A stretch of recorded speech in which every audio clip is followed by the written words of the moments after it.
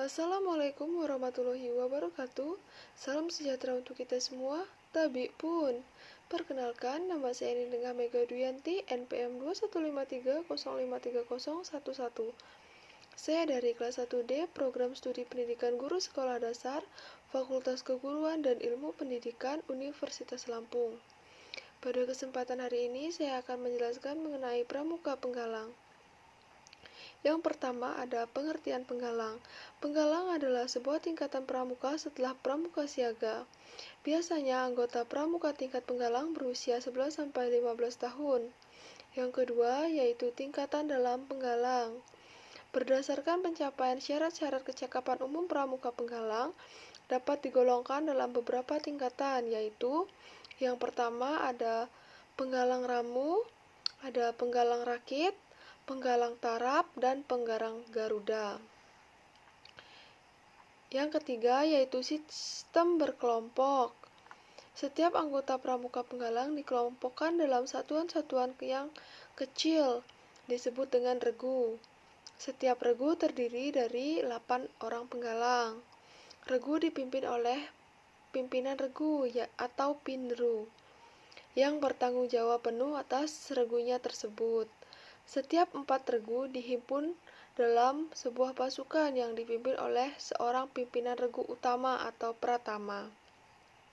Pratama adalah pimpinan dari seluruh regu. 4. Ada satuan terpisah.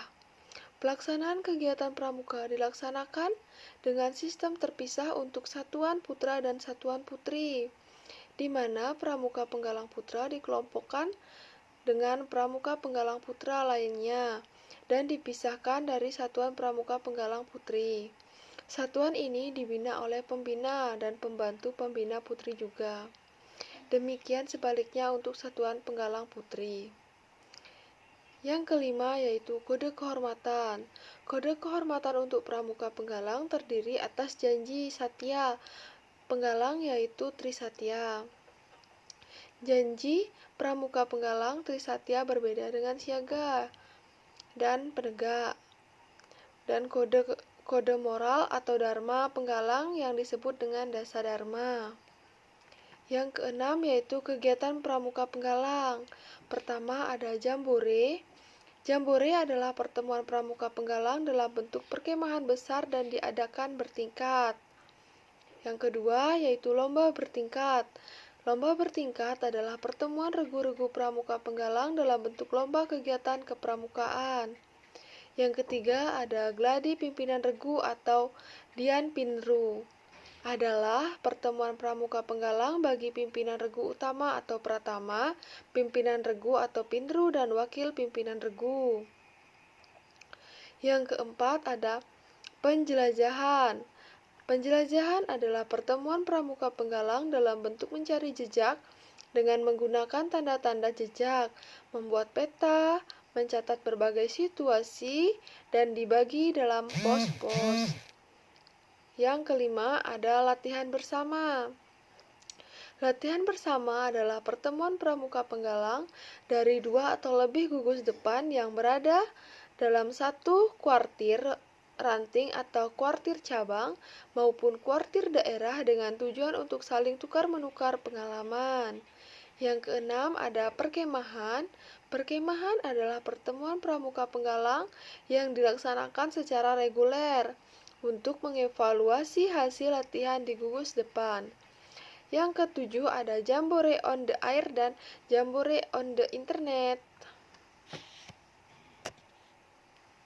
Yang ketujuh ada pengertian syarat kecakapan umum penggalang atau SKU.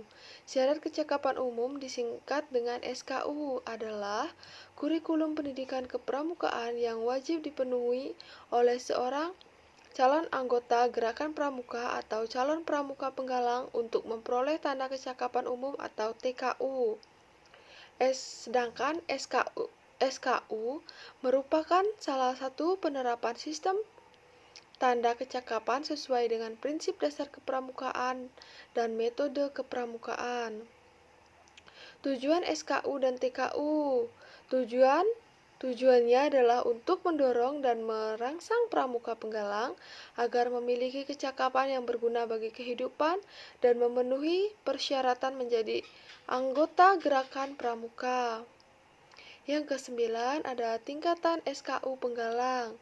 Syarat kecakapan umum atau SKU pramuka penggalang terdiri atas 3 tingkatan atau jenjang, yaitu pertama ada SKU tingkat penggalang ramu, ada SKU tingkat penggalang rakit, dan ada SKU tingkat penggalang tarap. Yang ke-10 yaitu arti tanda kecakapan umum atau TKU. Tanda kecakapan umum atau TKU penggalang atau yang biasa disebut sebagai manggar sudah selayaknya diketahui oleh semua pramuka penggalang. Tanda kecakapan umum penggalang yang disebut juga dengan manggar adalah tanda yang diberikan setelah seorang penggalang menyelesaikan SKU penggalang. Sebagaimana diketahui, TKU mempunyai 3 tingkatan sesuai dengan tingkatan SKU. Tingkatan itu yaitu satu manggar untuk pramuka penggalang yang telah menyelesaikan SKU ramu. Manggur bersusun 2 untuk pramuka penggalang yang telah menyelesaikan SKU rakit, dan manggur bersusun 3 untuk pramuka penggalang yang telah menyelesaikan SKU tarap. Yang ke-11 ada arti kiasan TKU pramuka penggalang. Sebagaimana diuraikan di awal, TKU bukan sekedar aksesoris yang dipasang di lengan baju namun memiliki arti tersendiri. Kiasan dalam tanda kecakapan umum penggalang atau minggar ini yaitu yang pertama ada mayang terurai bertangkai 3 menggambarkan bunga yang sedang berkembang, indah dan menarik, mengibaratkan pramuka penggalang yang riang, lincah dan bersikap menarik sebagai calon penerus bangsa yang sedang berkembang menjadi dirinya dengan jiwa pramuka berdasarkan trisatya.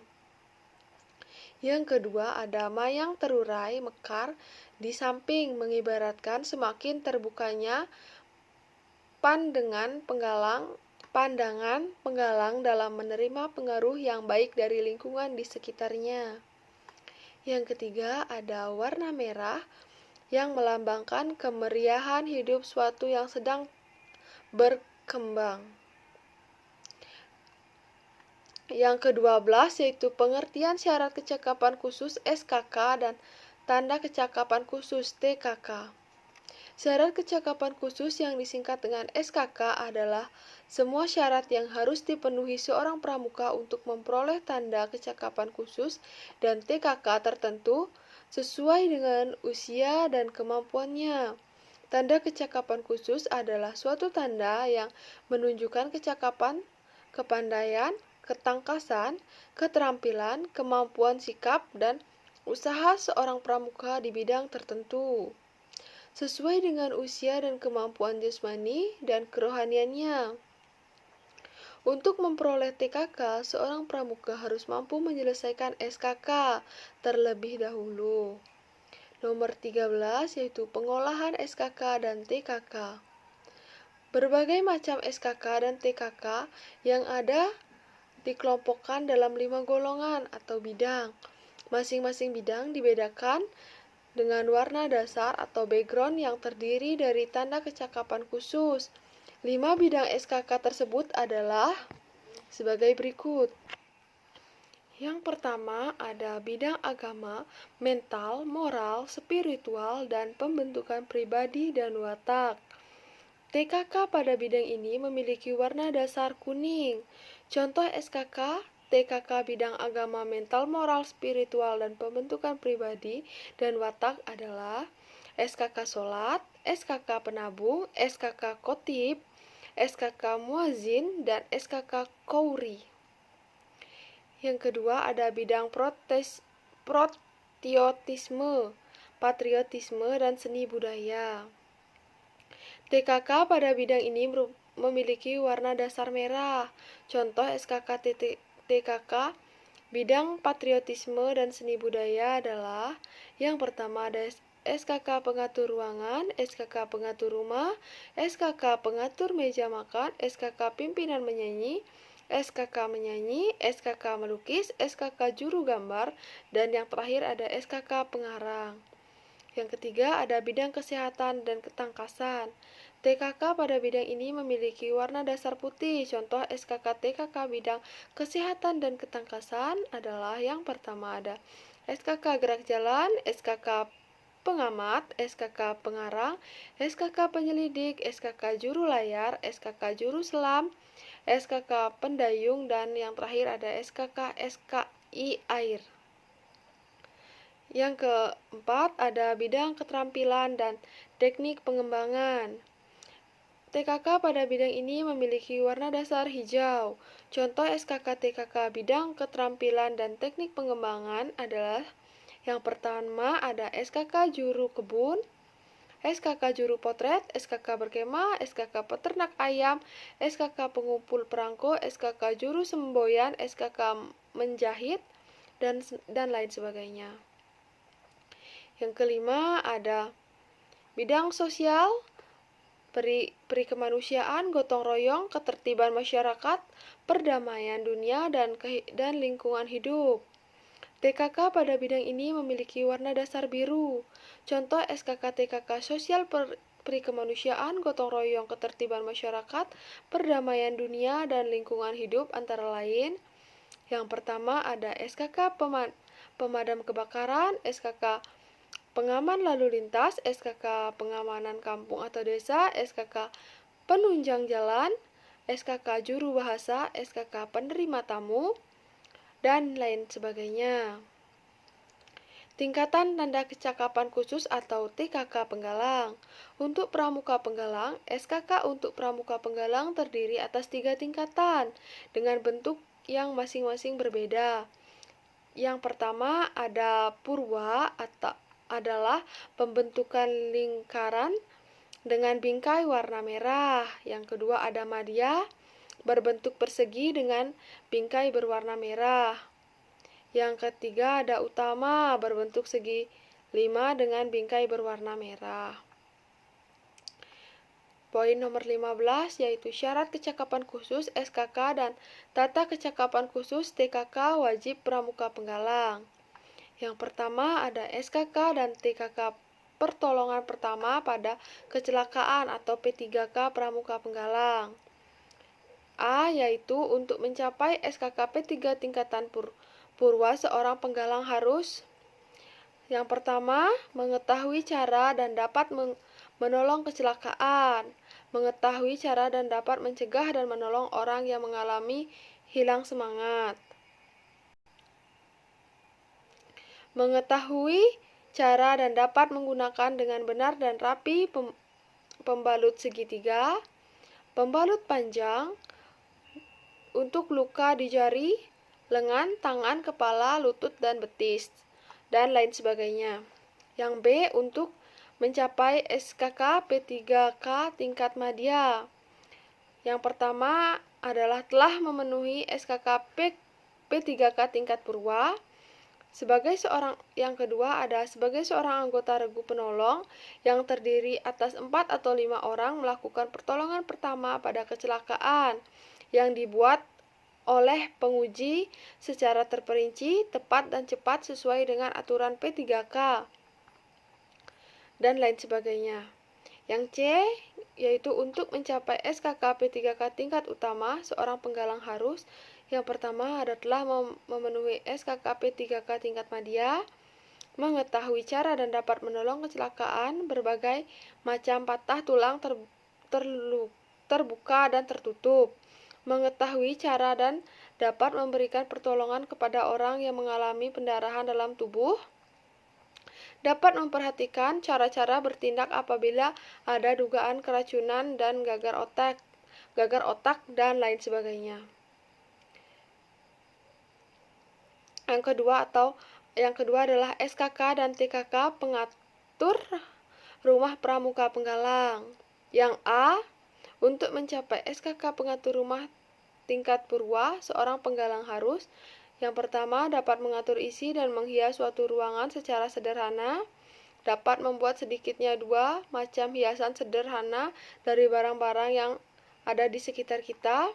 Yang ketiga ada mengerti cara mengatur lampu, penerangan, dan peredangan udara. Yang B yaitu untuk mencapai SKK pengatur rumah tangga madya, seorang penggalang harus 1. Sudah memenuhi SKK pengatur rumah tangga purwa, dapat mengatur dan menghias ruangan, dapat menyusun bunga untuk meja tamu. Yang keempat, dapat membuat sedikitnya 3 macam benda hiasan. Yang ketiga yaitu SKK dan TKK pengamat untuk pramuka penggalang. A. Untuk mencapai SKK dan pengamat tingkat purwa, seorang harus yang pertama ada dapat mengingat 10-15 macam benda yang dilihat dalam 1 menit. 2. Dapat mengenal dan mengingat sekitar 7 dari 10 macam-macam benda yang dirabanya. 3. Dapat mengikuti jejak sejauh 3 km dan lain sebagainya. Untuk mencapai SKK pengamat tingkat madya, seorang penggalang harus 1. Telah memenuhi SKK pengamat tingkat purwa. 2. Dapat mengingat sedikitnya 12 dari 18 benda yang dilihat dalam 1 menit. 3. Dapat mengenal dan mengingat sedikitnya 9 dari 12 macam benda yang diraba dan lain sebagainya.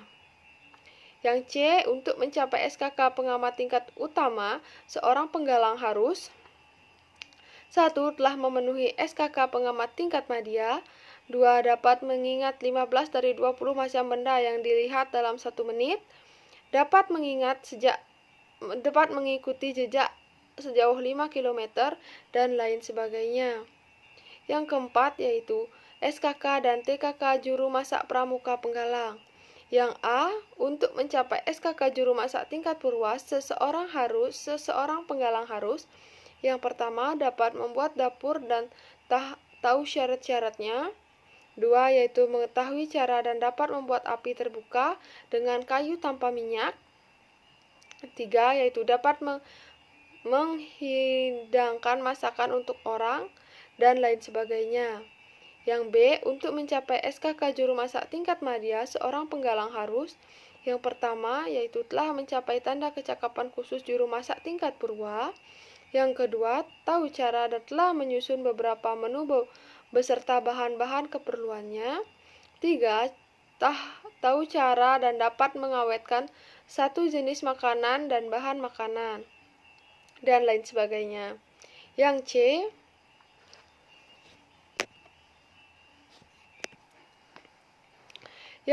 Untuk mencapai SKK juru masak tingkat utama, seorang penggalang harus 1. Telah memenuhi syarat kecakapan khusus juru masak tingkat madya. Yang kedua, mengetahui cara dan telah menyusun menu untuk keperluan perkemahan 1 regu selama 6 kali 24 jam. Yang ketiga, mengetahui nilai gizi beberapa jenis bahan masakan dan lain sebagainya. Yang kelima, SKK dan TKK khusus berkemah untuk pramuka penggalang. Yang A. Untuk mencapai SKK berkemah tingkat purwa, seorang penggalang harus 1. Sedikitnya sudah 3 kali mengikuti perkemahan sehari semalam. 2. Dapat memperlihatkan cara menyusun isi kantong punggung. 3. Mengetahui dan dapat mendirikan tenda regu dan lain sebagainya. Yang B. Yaitu untuk mencapai SKK berkemah tingkat madya, seorang penggalang harus 1. Memenuhi syarat kecakapan khusus berkemah tingkat purwa. Yang kedua, tahu keperluan perkemahan untuk perorangan dan regu. Yang ketiga, mengetahui dan dapat mengatur perkemahan atau regu sangganya dan lain sebagainya. Yang C. Yaitu untuk mencapai SKK berkemah tingkat utama, seorang penggalang harus yang pertama yaitu telah mencapai syarat kecakapan khusus berkemah tingkat madya. 2. Tahu keperluan perlengkapan berkemah untuk pasukan dan peraturan serta syarat-syarat perkemahan yang baik. 3. Dapat mengatur letak perkemahan atau regu atau sangga dalam pasukan atau ambalannya dan lain sebagainya. Dan yang terakhir ada tujuan SKK dan TKK. Tujuan sistem TKK adalah untuk mendorong dan merangsang para pramuka agar berusaha memperoleh sejumlah kecakapan sehingga diharapkan dapat mengatasi kesulitan dan mampu untuk membaktikan dirinya kepada masyarakat. Sistem ini juga merupakan salah satu usaha untuk mencapai tujuan gerakan pramuka, sementara sasarannya agar setiap pramuka mempunyai pengetahuan, kecakapan, dan kemampuan sehingga dapat menimbulkan rasa bangga memiliki tanda kecakapan tersebut. Sekian penjelasan dari saya. Jika ada salah kata, saya mohon maaf. Saya akhiri. Wabillahi taufiq walhidayah. Wassalamualaikum warahmatullahi wabarakatuh.